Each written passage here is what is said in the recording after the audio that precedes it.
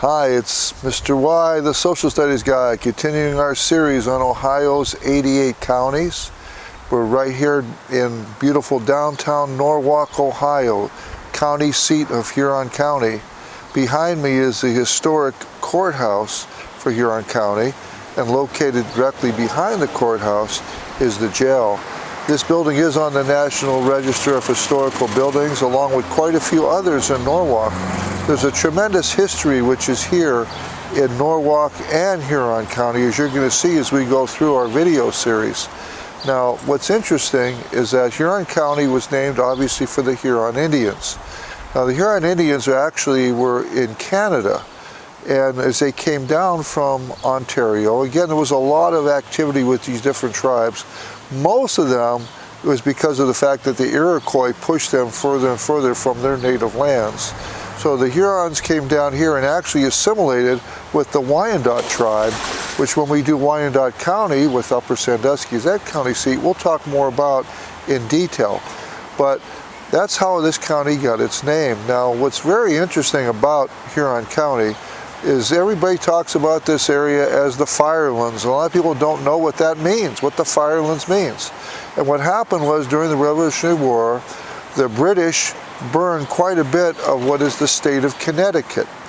And what happened was the federal government then got this tracts of land here in northeastern Ohio and offered land to anyone who would come here. And that's why today in Huron County we have Norwalk, where we're at right now. You have places like Greenwich and New London, New Haven, Groton, all these places named after places in Connecticut. Now, as far as we can tell, those people that had their homes burned down, as far as history tells us, none of them, we don't know for sure, actually moved to this area. But plenty of land speculators came here, and they decided that they were going to just turn this land over to anybody else who wanted to settle it. But what happened was that because of the War of 1812, that settlement took longer than they anticipated. A lot of the signs you'll see here that talk about the Firelands say Firelands 1792, but again, it wasn't until after the War of 1812 that people actually started settling here in Huron County. Again, we're here in Norwalk, Ohio, the county seat of Huron County, and Norwalk is known as the Maple City. Part of that is because the founder of Norwalk, Platt Benedict, who was originally from Connecticut, came here, and when he established this area, put maple trees over what is now Main Street, where the county courthouse was at. Now, right behind me here is the Firelands Historical Museum, which is really a great museum to find out about the history of this area, going all the way back to the Native Americans. And they have a tremendous exhibit of Native American memorabilia and things that are found in here. So this would be a place that's well worth your visit. Now, what happened again with Norwalk, again going to the founding of this, was with the Firelands, as we talked about a little bit earlier, during the Revolutionary War, the British and the Tories burned down a lot of the land which is now Connecticut. So the United States government then eventually sets up this area of Ohio known as the Firelands, to be able to come and, because they lost their land there that was burned, to come there and settle in Ohio. But what happened was during the War of 1812, there was a lot of, obviously, fighting going on, uprising by the Native American tribes, so nobody was really coming to settle in here, this large area, till we have Platt Benedict. And he comes down, sees us, and really realizes this would be a great place to live, great settlement, goes back to Connecticut, but then comes back later in 1817 and starts this city of Norwalk. So again, this is a very interesting history, and so much of it you'd find here at the Firelands Historical Society Museum. We are here on the site of actually one of the more notorious things that happened in Huron County. Back in 1968, we're at what was left of Bronson Elementary School, which was actually torn down in the 1980s. But in 1968, people have heard of the Norovirus. Well, it actually started out as the Norwalk virus, It's an outbreak of all kind of gastro problems with the students here. So this was actually a very notorious event that happened here in Huron County in Norwalk. And it's interesting because if you go back and look at this virus, it only occurred in Europe many years before that. And this was the first place in the United States where this took place, where a lot of the school children were sickened, here at the site of the former Bronson Elementary School, just outside of Norwalk, Ohio. In Norwalk, Ohio, when we start talking about some of the more modern day famous people from here, this is the birthplace of Paul Brown. Now, again, Paul Brown is associated with the Cleveland Browns, the championships he won there, the great players he developed. And of course, what happens is down the road, he eventually ends up starting the Cincinnati Bengals. So Paul Brown had this great football legacy that started right here with his birthplace in Norwalk, Ohio. We are here right now at Summit Motorsports Park, which is the largest tourist attraction in Huron County. This place gets packed every weekend. The seats that you can see in the grandstands seat up to 26,000 people. It's a really big, important place because you have a lot of major drag racing events that take place here. One of the most popular is called Nights Under Fire, which usually takes place in August. Draws people from all over the Midwest to come and see these jet cars. But they have major races that are here also. This track was started out in 1962 as a Norwalk drag strip, and eventually is bought by the Bader family, and they have developed this into a huge regional and actually nationally known drag strip. When it first started out, they had room for maybe about 800 people with a little 6-row grandstand. That was it. And you could see how much larger that the Baders put the investment of this along the way to make it a wonderful track. So if you're interested in drag racing, this is the place to be, right here in Huron County, Summit Motorsports Raceway. Agriculture is a very big part of Huron County. And right now we're in the small village of Celeryville.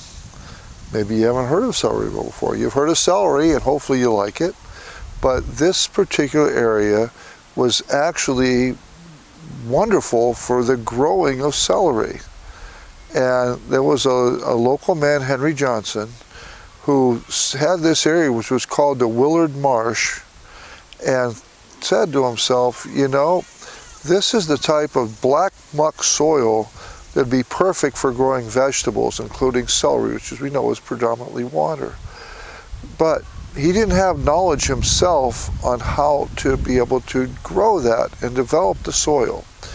Now, in the Netherlands, obviously, they had very similar type of soil, and they worked with the muck. And what happened was, for various reasons, a lot of the immigrants from there came to Kalamazoo, Michigan. It was a very strong Dutch community. But anyway, Mr. Johnson contacted several families in Kalamazoo and offered them land plots here in Celeryville to have their farms. Now, there are 3 left. There was many at one time, but what happened was many of those farms consolidated. So the 3 big, huge farms here in Celeryville are Burma, Holt House, and Weir's Farms. They produce so many vegetables, and you know, all of those people that have worked here can tell you that this town was basically built on the backs of migrant workers who would come here all the time to help harvest all this produce. Now, Celeryville, known to people in this area obviously, but became national news in 2017 when the New York Times did an article talking about the fact that they had planned here in Celeryville a very large celebration to honor the migrant workers coming back to participate in the harvest. Now, unfortunately, due to a lot of political rhetoric at that time, they had to cancel that event.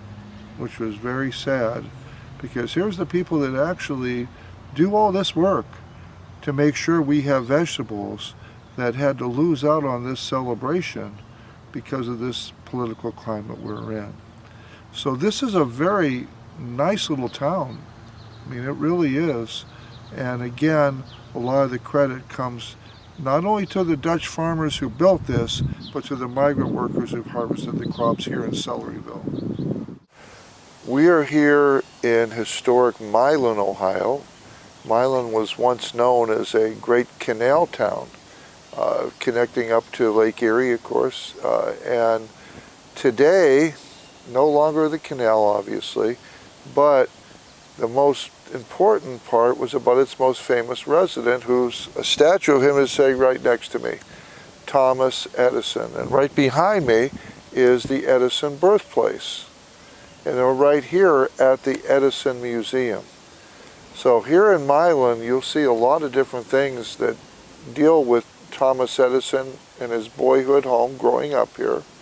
There's a sign that actually talks about some of his fond memories of growing up in Milan.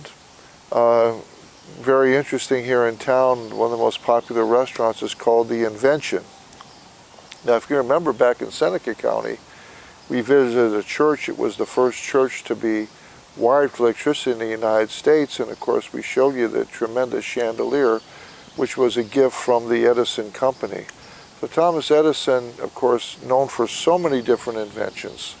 And today, people from all over come to visit this small little town to see and find out more about Thomas Edison. So I think this is really great, getting to sit on a bench with this sculpture of him, because this is really an important part of Ohio history right here in the small village of Milan, Ohio. We're here in Bellevue, Ohio, the second largest city in Huron County. Bellevue, Ohio, interesting history to it, built over subterranean streams. Back in Seneca County, we talked about Seneca Caverns, and actually that river that flows underneath there goes through Bellevue on its way to the Blue Hole up in Castelia, Ohio. But today, the first place we're going to be at is one of the most popular tourist attractions, and that is the Mad River and Nickel Plate Railroad Museum. And as you can see, this is quite an extensive museum for people that love railroads. Remember, we talked about in Fostoria about the Iron Triangle and the setting that was there. Well, here you get a chance to go through all these different trains. It's a wonderful museum and very popular. People that come here really enjoy the fact that they can go through the trains and see what this is all about. Now, this particular spot where we're at right now is very interesting because one of Bellevue's most famous citizens, Henry Flagler, had his mansion right here. And Flagler was one of the founders of the Standard Oil Company along with John D. Rockefeller. And Flagler is really known because of the fact he was the one who actually, his railroad developed the state of Florida. Florida was a swampland, and his East Coast Railroad, which extended all the way down the state, all the way down to Miami, opened up tourism in Florida. So he goes down here, he lived here his formative years in Bellevue, but there's an actual historical marker here talking about that, but this particular site is where his mansion was at, and you can see behind me again some of the trains that are here. Extends a long way, a lot of different things that you can see here when you come to the Railroad Museum in Bellevue, Ohio. We're here right now outside of Bellevue in what's called Lime Township, and we're here at the historic Lime Village Museum. This is quite an interesting restored pioneer village where there's a lot of buildings here that really tell the history of this area of Northwest Ohio. Now, we're on a very busy road here, as you can see. There's a lot of traffic, and right behind us, though, is what's called the Wright Mansion. And this is one of Ohio's most historical homes. Actually, they do tours here at different times. And very interesting, inside the village itself, they actually have one of only 2 log churches in the state of Ohio. where during the summer they actually hold church services here. A lot of school tours come through here. They get a chance to see how Ohio was back in the early days. They have some livestock, very much a hands-on museum. It'd be well worth your chance to visit here at the Lime, once again, Lime Village Museum. Well, as we finish up our travels throughout Huron County, we find ourselves in Plymouth. Now, Plymouth is a very interesting village. For one, much like Green Springs in Sandusky County, which was equally divided, it's the same thing here. We're Huron County on one side, we're in Richland County on the other side right now. But Plymouth has a really interesting history, particularly for people that know anything about automobiles. The Chrysler Corporation had the Plymouth automobile, which made some really great cars. Go back into the 60s, okay, and the 70s, a lot of high performance Barracudas and GTXs and some Superbirds, which are very highly collectible cars. But here is where Plymouth actually started, right here in Plymouth, Ohio, with the Plymouth Locomotive Works. Now, they became a big manufacturer of farm machinery. They had a lot of different things they made in addition to the train type of things, but they also produced an automobile, the Plymouth automobile, back at the turn of the century.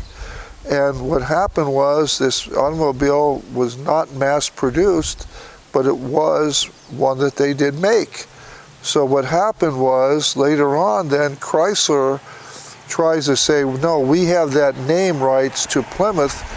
They were not successful though because of right here in Plymouth, Ohio, what was known. So, you know, we did take a look earlier in Huron County about the drag strip.